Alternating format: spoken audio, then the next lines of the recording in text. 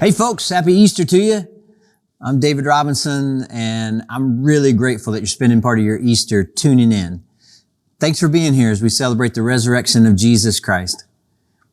You know, Walt Disney's daughter wrote a biography of her dad some time ago, and in it, she talked about when she was a little girl. She didn't know who her dad was, like what he did, the big deal that he was.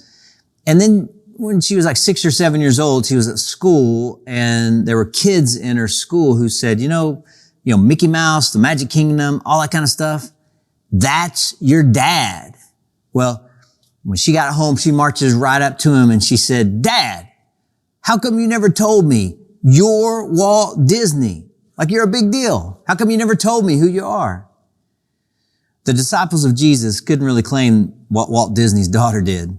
I mean, they couldn't say, Jesus, why didn't you tell us who you really are? Like, why didn't you show us who you really are and that you're a really big deal? They couldn't say that because Jesus had been telling them and showing them who he really was all along the way. You know, leading up to Easter this year, around here at CCC, we've been trying to get clarity about who Jesus really is by looking at all these instances where he describes himself. And what we've discovered is that he's way, way, way, way, way more than what most people in our culture and in our country ascribe him to be.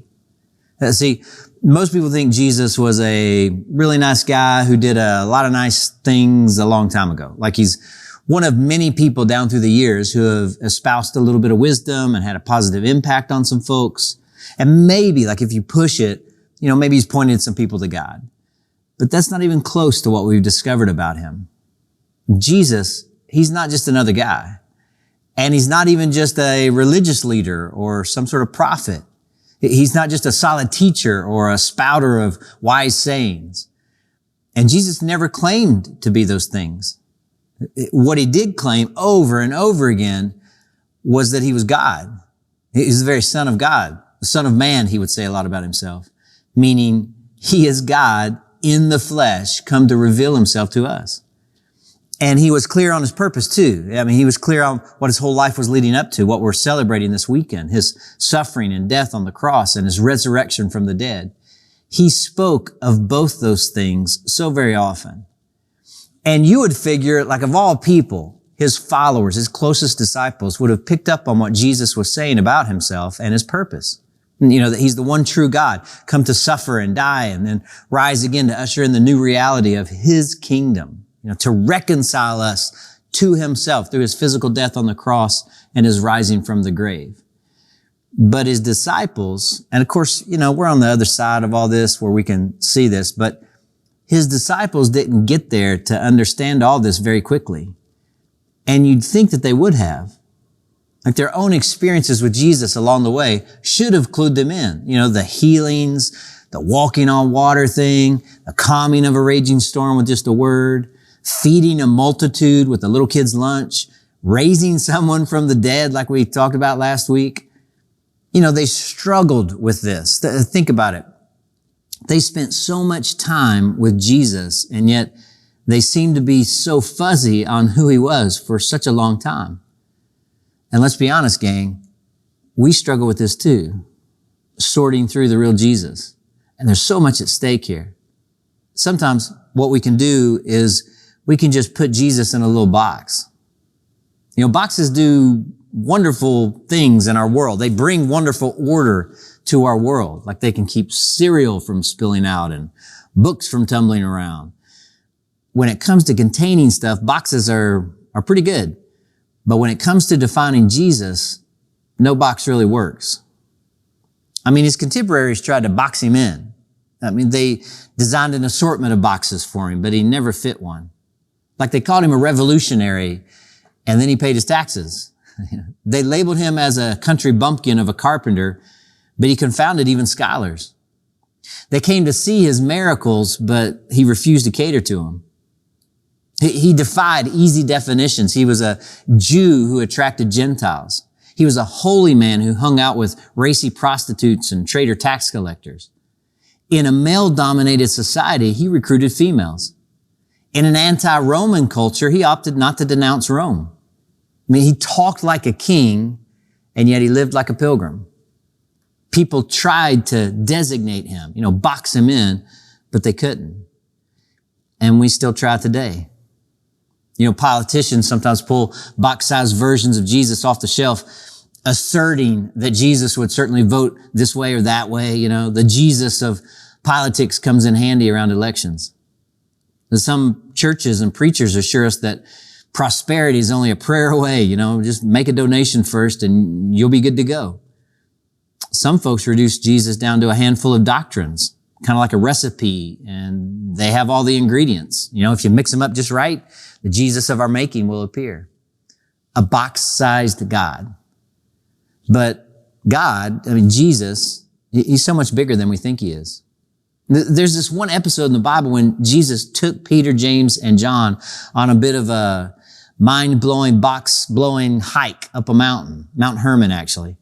Matthew, Mark, and Luke, they all describe this hike. Luke says that Jesus' intent started out as prayer. He took Peter, John, and James and went up on the mountain to pray. And at some point while praying, Jesus, this man born to Mary, grew up in a little old hick town called Nazareth in rural Galilee, had a job as a humble carpenter for the first 30 years of his life. That same man, Jesus, he erupted into a cosmic figure of light. And Matthew 17 says, there he was transfigured before them, and his face shone like the sun, and his clothes became as white as the light. Light just spilled from him. It was brilliant and explosive, and it had to be shocking, Brightness just came through every pore of his skin and every stitch of his clothing. Jesus was on fire, man. Mark's gospel has a version of this happening too. And Mark wants us to know that Jesus' clothes, they glistened white, whiter than any bleach could make them. He wants us to know that all this radiance that they were seeing was not the work of some sort of laundry. Mark's saying it was the presence of God. The Bible habitually equates God with light and light with holiness. 1 John 1:5 says, God is light, and in him there is no darkness at all. Or 1 Timothy tells us that he dwells in unapproachable light. Jesus himself declared multiple times, I am the light of the world. The transfigured Jesus Christ is really Jesus in his purest form, his truest self. He's kind of wearing his pre-Bethlehem and post-resurrection wardrobe, Not an ordinary Galilean, but a towering and furious figure who won't be managed. He won't be boxed in. And so in a flash, Peter, James, and John, they were just overcome by the brilliance of Jesus. They'd seen, again, Jesus do some pretty incredible things, miraculous things. Again, walk on water, multiply bread, talk to the wind, banish demons, raise the dead. And now he's a standing torch.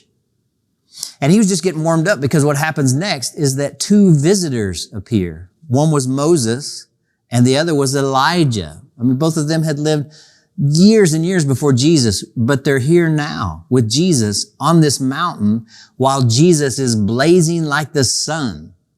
They somehow, Moses and Elijah, step through the thin veil that separates earth from paradise, like you do, I guess. And Luke says they were speaking about Jesus' exodus from this world, which was about to be fulfilled in Jerusalem. Wouldn't you love to know specifically what they were talking about? Like, maybe they were encouraging Jesus for the last leg of his earthly journey. Or maybe they were telling him how proud they were of him. Or maybe Jesus was giving them instructions. After all, Moses and Elijah, sort of the Washington and Lincoln of the Jewish people, they're there now as an answer to Jesus praying. Think about that. The steward of the law and the teacher of the prophets, Moses and Elijah, respond to Jesus' bidding. Are you getting the picture here? And you got to figure that Peter, James, and John are wondering, what is going on? Even though Jesus had told them over and over and over again who he was God in the flesh, they got to be wondering, who is this guy? Now, unfortunately, at this point, Peter saw it fit to clear his throat and speak.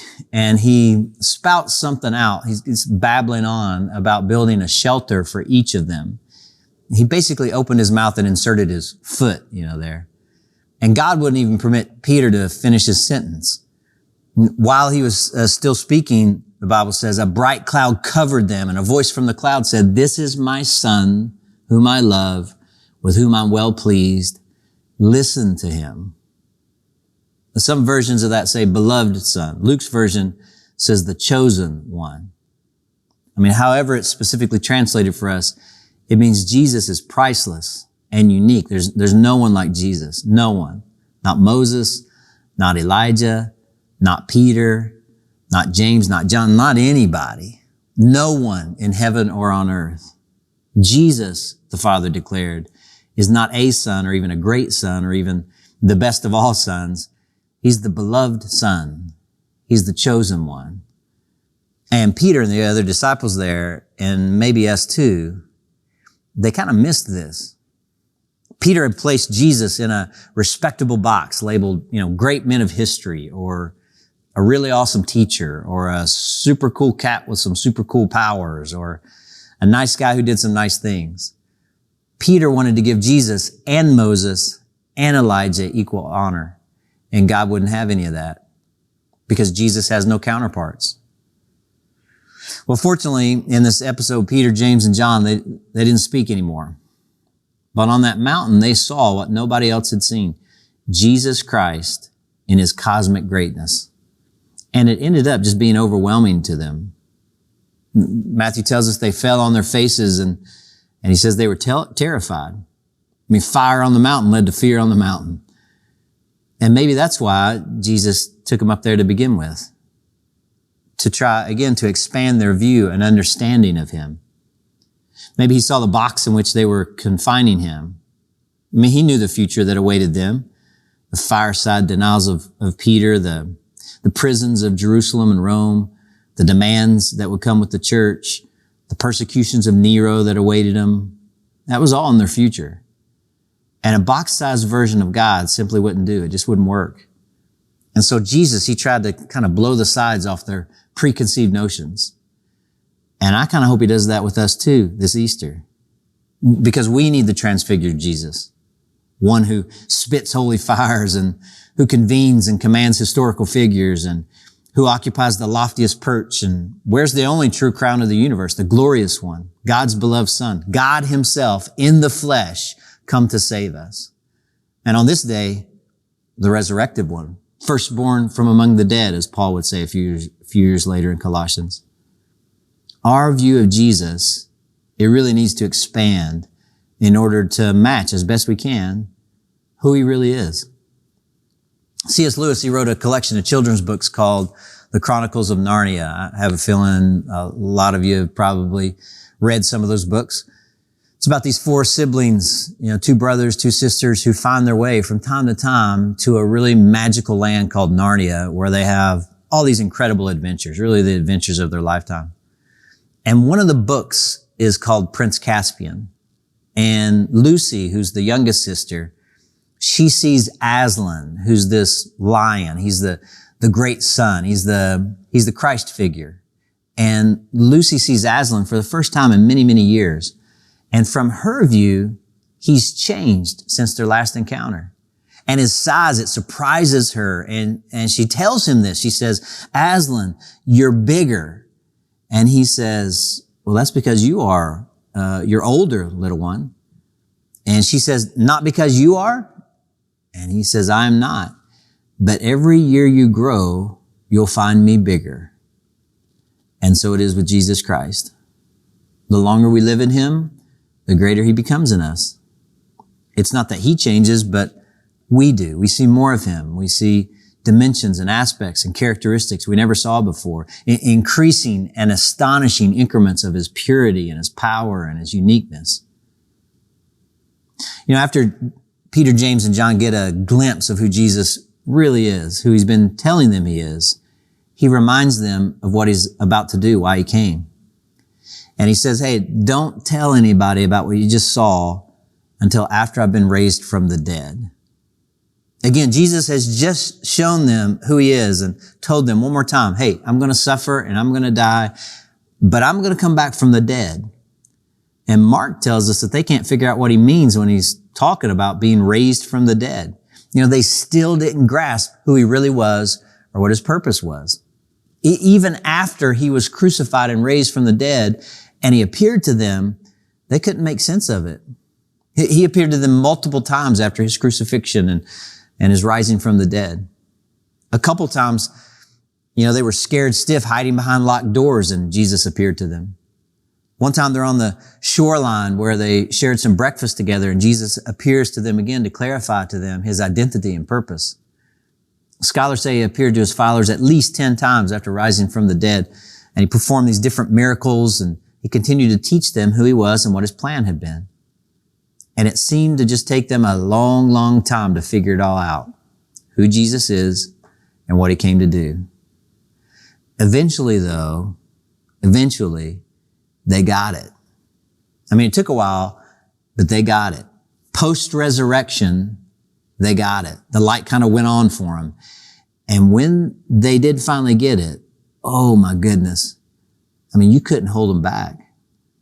When they understood Jesus isn't just a good guy who did some good things. He's the glorious God of the universe, the exact replica of God the Father, and he has come to rescue us by making peace through his blood spilled on the cross.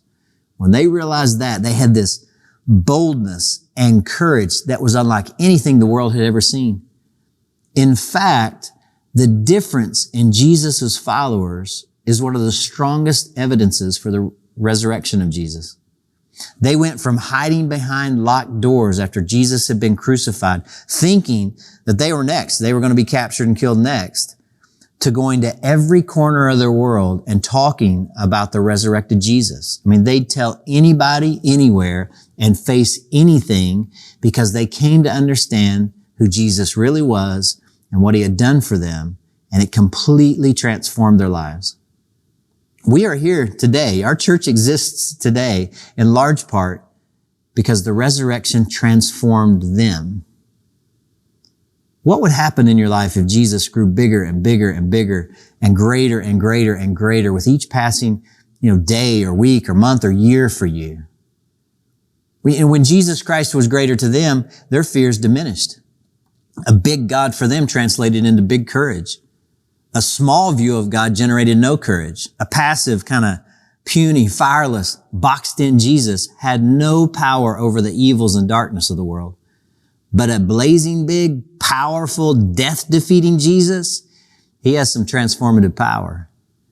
And when you and I really get who Jesus is and what he's done, we can change everything about us. What more is it going to take for you to see Jesus for who he really is? Have you gotten to the place where the person of Jesus and the message of Jesus have just seized your soul, seized your life? Who is Jesus? Well, he's the hinge of history, gang.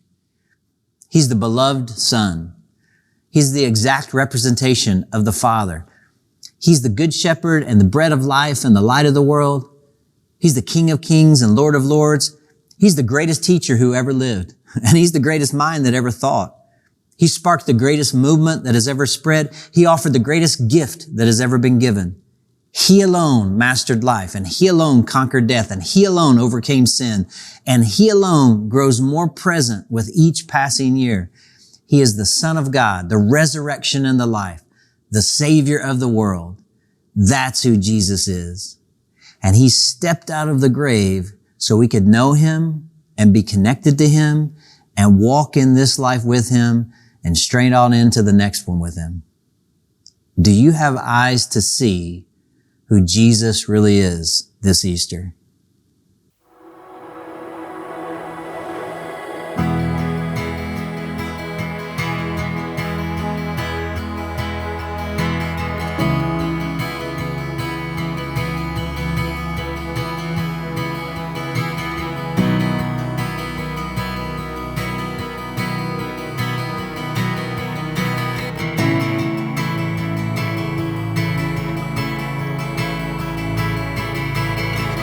There was a moment when the lights went out, when death had claimed its victory. The King of love had given up his life the darkest day in history. There on a cross they made for sinners. For every curse his blood atoned. One final breath and it was finished. But not the end we could have known. For the earth began